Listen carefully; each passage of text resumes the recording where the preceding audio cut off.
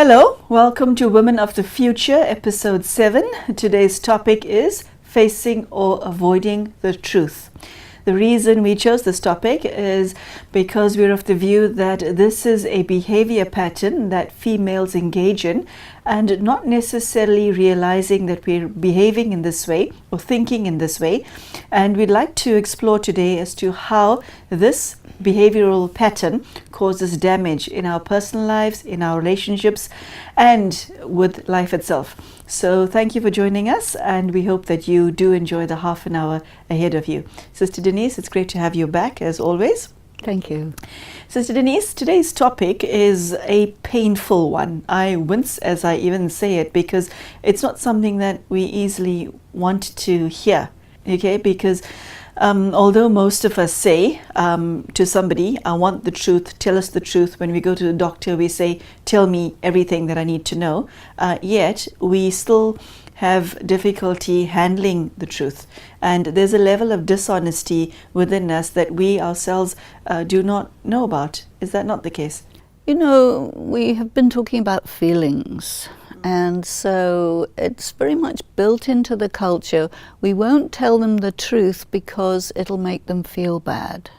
You know, like a child, when the grandparent is dead, the child will say, well, where is grandma, grandpa? Oh, they've gone on holiday.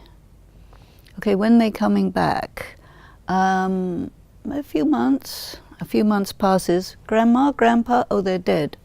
Why didn't you tell me in the first place? Oh, he didn't want to upset you. Well, you jolly well upset me much more by lying to me than you would have done in the first place. So they use the assumption about the person's emotion to excuse and justify their unwillingness to tell the truth. And that is very bad. Okay, Sister Denise, we all have traits within ourselves that causes us to not face the truth about our own weaknesses. We all have that. I'm not sure why we built that way, but we are. We find ourselves in positions where you have a relationship that's not working, and you get women who stay in such a relationship for years and years and years, even though you know she shouldn't be in it. You're in a job that's not serving you in any way, and yet you stick to that position. You live in a place that's possibly harmful to you, but you do not move out of that house for this and this reason. We all avoid looking at ourselves in the mirror, as it were. Why are we so structured, and how can we do a re-engineering? I think actually we're not structured that way. Our structure is perfectly all right, but our structure gets messed with by the prevailing social attitudes and values. You know, a woman especially is told, whatever your situation is, you have to tolerate it.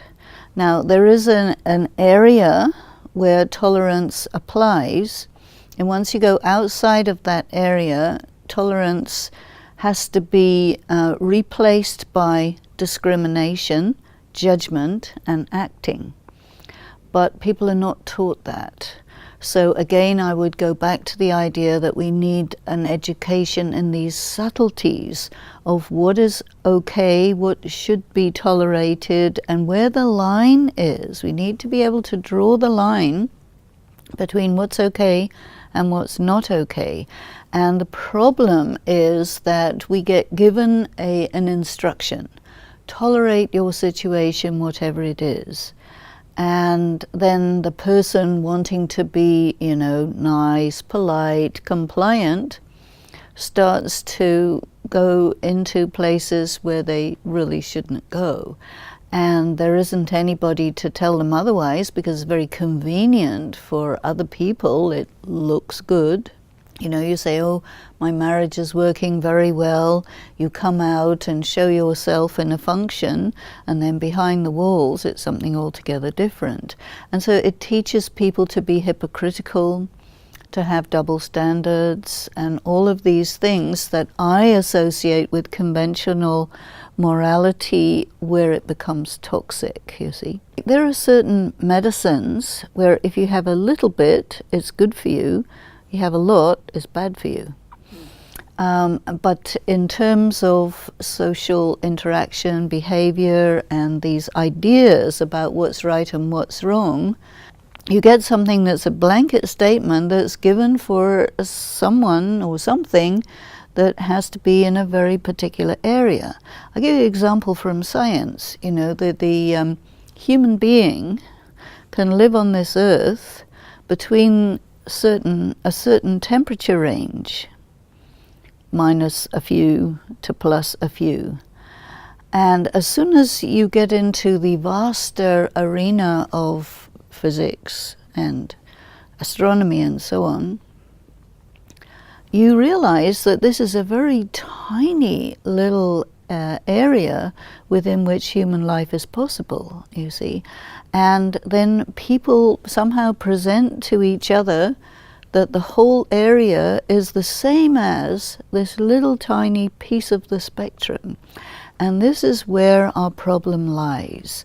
And that is because we don't specify, we're imprecise, we're not able to make distinctions between how much is within the acceptable range, where to draw the line, and how to say what's not acceptable. And this is really what makes it dysfunctional. So, what is the solution to that? Yeah, that would have been my next question. Before you answer that question, Sister Denise, my question to you is, how do you face the truth about yourself? And why do we fear the truth so much? The truth about yourself is a very vast statement, you know. If you ask a person, do you know who you are? The answer is always going to be no. People don't know who they are. And they don't want to admit that they don't know who they are. Because if you don't know who you are, you don't know how to operate. So the identity of a person, you are this, and this.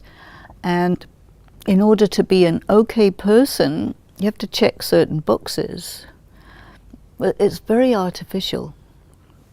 And it's a kind of a collective delusion that the society has put itself into, that checking these boxes is the same thing as facing the truth. It really isn't. Now, the difficulty comes when someone who has the capability of thinking for themselves challenges these assumptions and says they don't fit. The criteria for establishing what's right and wrong are fundamentally flawed, you see. As soon as a person says that, there's a huge reaction, you see. And the prevailing attitudes, the society in general, will punish a person for raising the flag. You know, it's like a whistleblower. Mm-hmm. And it's a phenomenon. And what do you do about it? How do you do about it? So if you say, okay, let me face the truth about myself. Well, before you can face it, you have to know it. And you can't know it if you don't have criteria or if you have movable criteria. You know, you may say, okay, the truth about myself is I'm diagnosed schizophrenic.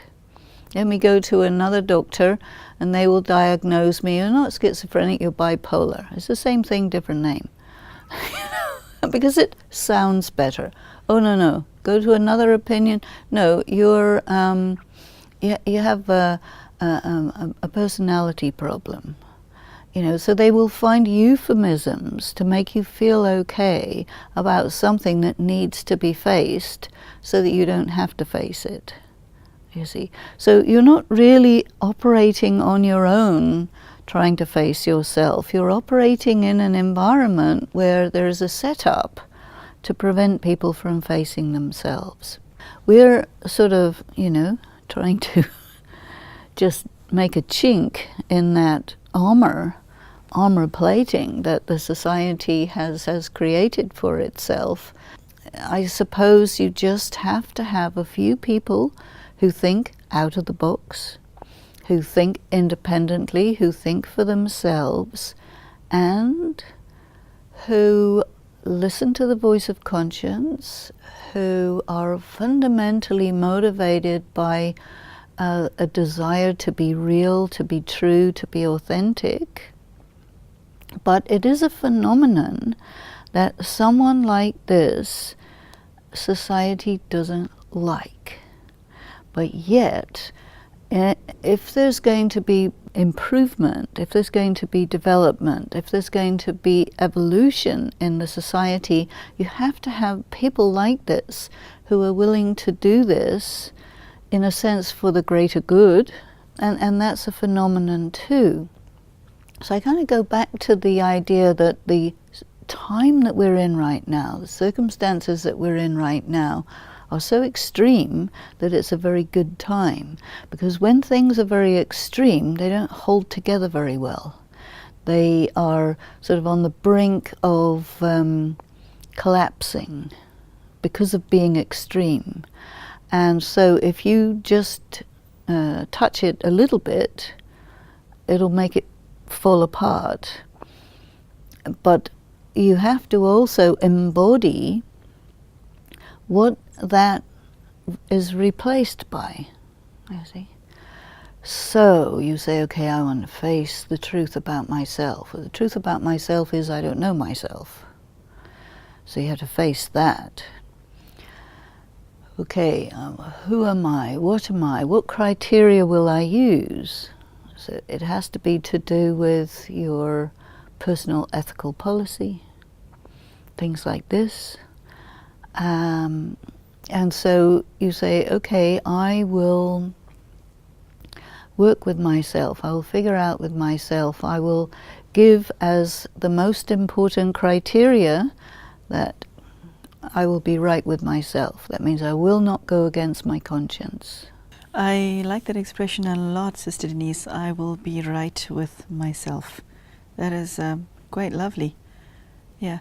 Sister Denise, the fear factor, what is that as far as truth is concerned? You know, it is said that fear is a vice, but I would differ. I would say cowardice is a vice. Fear is a given. You are in a situation which produces fear, you have two options. You could take a step of courage, or you could take a step of cowardice. Up to you. But fear is there. I would just not say that fear is a bad thing. It is just a given. So you face fear, and what does fear demand of you? It demands that you have faith. Faith in yourself, faith in your principles, a faith that you have God with you, and then almost take a leap into the unknown. So that requires a huge step of courage, and so most people won't do that. But I think that if a person sees someone taking a step of courage, that gives them courage to take a similar step.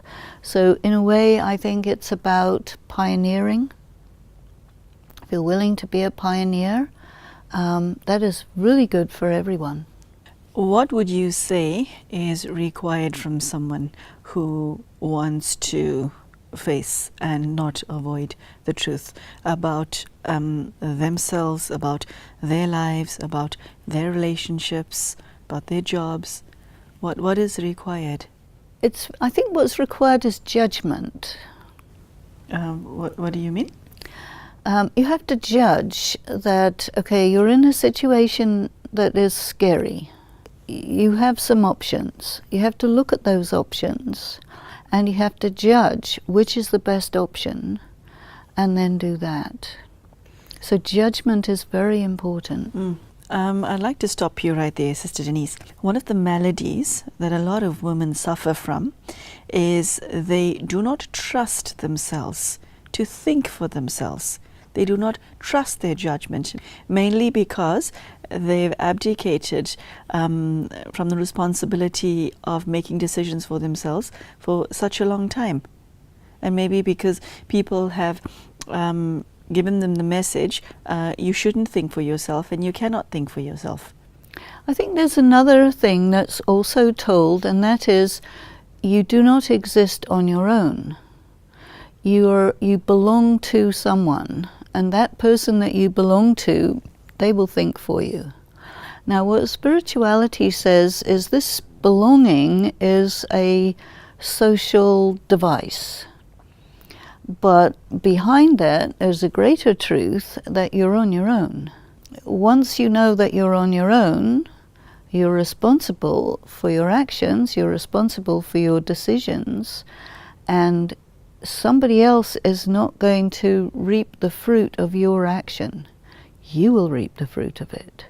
So if you allow someone else to make your decisions for you, you will still pay the price. They will not pay the price. So once you realize that, you become aware that you're responsible. Actually being willing to say, okay, I'm alone, and it's very scary for women to be alone, very scary. Yes. And in society they say, if you're alone, there's something wrong with you. How can you possibly be alone? Women are unable to be alone. Well, here's one. It may be exceptional, but it proves that the assumption is artificial, is unreal. And the reality is, everyone is on their own. You die alone. You get born alone. You face your pain alone. Yeah, that's a big one. We do face our pain alone. You mentioned in an earlier answer that you need to sit and make a decision. Take us through that. What is involved in that? Is it a question of logic? Is it a question of, looking at where you're at? Do you look at your feelings? What do you draw on? Because your intellectual prowess has other links, doesn't it? Yes, I think it's very important to draw on everything and to evaluate it and give yourself time. And there are sayings that remind us that, the best decisions are made when you're absolutely having no emotion whatsoever. Oh, I'm so glad you mentioned that, Sister Denise, because the danger that we place ourselves in is we tend to make decisions based on our emotions at the time, good or bad. Okay? I mean, people get married because they fall in love. And so, it was a good idea at the time, and then 10 years later, boof. Okay? It's news to many people not to make decisions based on their feelings/emotions. It's news. You say a woman is the world of feelings, but that woman is not her feelings. A woman has feelings. They're possessions. And you may have a lot of feelings. You can say, okay, feelings, you sit there for a minute. I have to become free from any of these waves and colors of feelings so that I can make an independent decision. And then feelings can come back, you see. But as long as you're feeling something, your decision is going to be biased, you see. And it's going to be causing you to do an action which in the light of day is regrettable. Sister Denise, truth itself. One of the titles of God is the truth. It's one of the most beautiful titles of God. How does He attract the feminine energy? Truth is sometimes compared with justice. Yeah? Truth and justice. So it's blind. It doesn't look at attenuating circumstances. Truth is just truth. What's difficult for people is facing a particular truth as it comes along, because truth is usually, you really don't like it. Hmm. You know, it may be painful, it may be some other thing, but it's hardly charming. No, very rarely know. charming. And so if you say, I want the truth, be prepared to have something that you don't like. Ouch. That's painful. It's even painful hearing that. Well, you see, being able to manage these kinds of pain is going to prevent you from having to deal with much worse pain. Oh. Whoa, that's news to many. So rather experience like the pain of an injection as opposed to experiencing pneumonia, which can develop if you don't sort out the flu right now. So being willing to face the truth is like a vaccination against a problem down the line, yes. Okay, I see. And God in one's life, how does he fit into the picture? Well, you see, God is dispassionate. He sees all, knows all, is independent of good and evil. People are totally like this with good and evil. And I think if you want to become more godlike, you need to become more dispassionate, more detached from all these good and bad, pleasure, pain, all of these what's known in the scriptures as the pairs of opposites. Unless we are independent of the pairs of opposites, we cannot operate in wisdom. So again, wisdom comes up, and it's all to do with being independent of emotions, because emotions will deceive us. Okay, Sister Denise, you shared the that it is necessary to face the truth. You shared how one goes about it.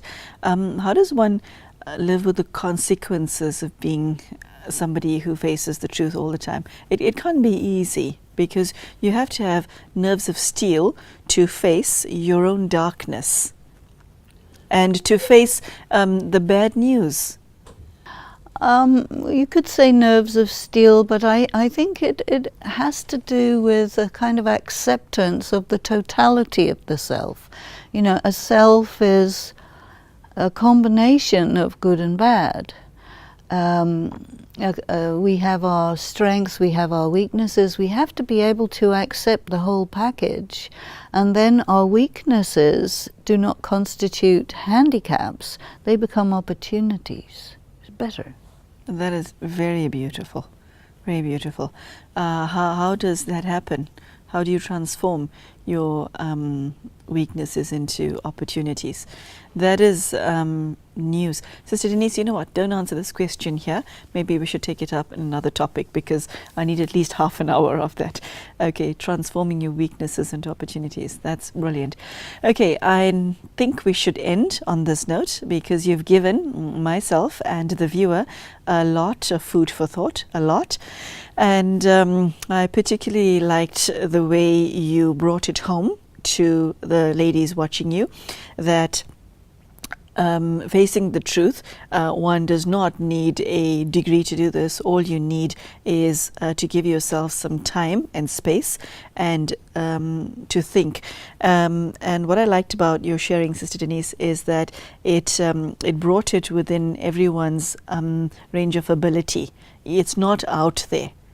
And I think that a lot of ladies do not trust themselves to will become more powerful and become more empowered. So that which you shared today was very empowering, so thank you for that. I thank you for giving us half an hour of your time.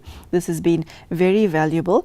If you find yourself in the position where there's something or someone that you have to face head on, Sister Denise has shared how you can sit in silence and actually come to terms with that which you have to face, to embrace the truth, to not be afraid of it, and to simply, having given yourself the time and made a decision, to act on the decision and not to run away from life. I think that was the deepest message that I received from today's talk. So thank you so much for joining us, and I do hope that you could use that which was shared in today's talk to improve the quality of your life. Thank you for joining us, and goodbye.